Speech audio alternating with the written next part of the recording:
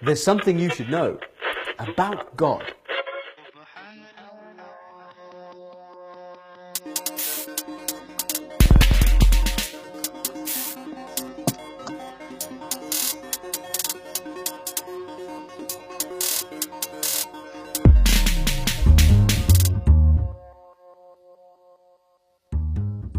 God is one. He is unlimited and He's absolutely just. Now, an atheist might ask, can God make a person sit down and stand up at the same time in the same place? Now, first of all, such questions are as absurd as asking if there is such a thing as single bachelors or hot ice cream, and are worthy only of the short answer yes and no. But we'll delve into it nonetheless.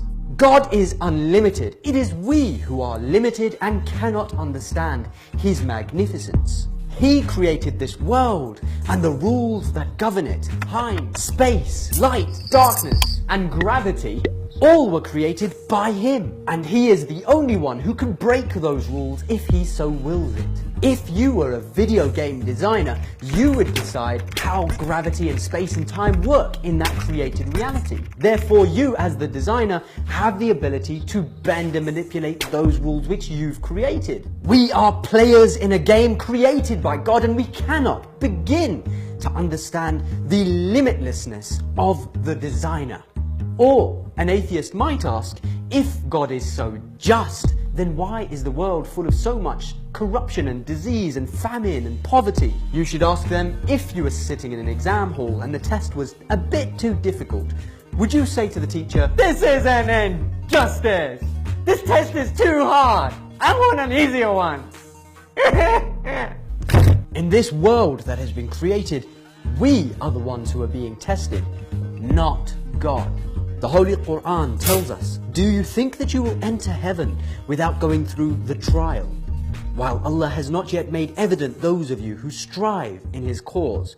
When we take a look at the countries in the world, we'll realize that the human race has the ability to feed every person, home every person, clothe every person, and to live in harmony. But instead of seeing a fair distribution of wealth and nations sharing with each other, you see some greedy business tycoons and corrupt nations eating everything up and devouring other people's wealth in order to feed their own fat stomachs. The Holy Qur'an says, whoever kills a soul, it is as if he has slain mankind entirely. And whoever saves one, it is as if he has saved mankind entirely. And our messengers had certainly come to them with clear arguments, but even after that, many of them certainly acted extravagantly in the land. The world is not a bad place because God made it that way. It's a bad place because people disobey God.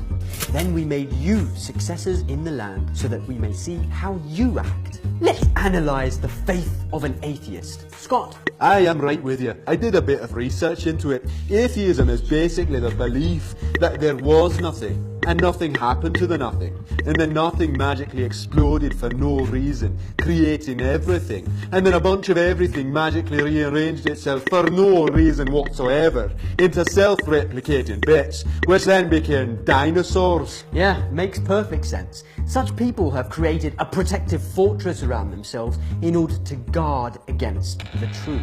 The Holy Qur'an states the example of those who take protectors other than Allah is like that of a spider who takes a home.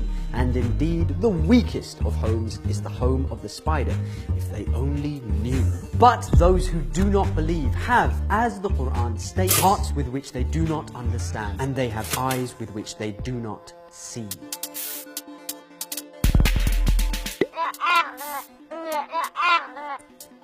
Biskit will be released every 2 weeks.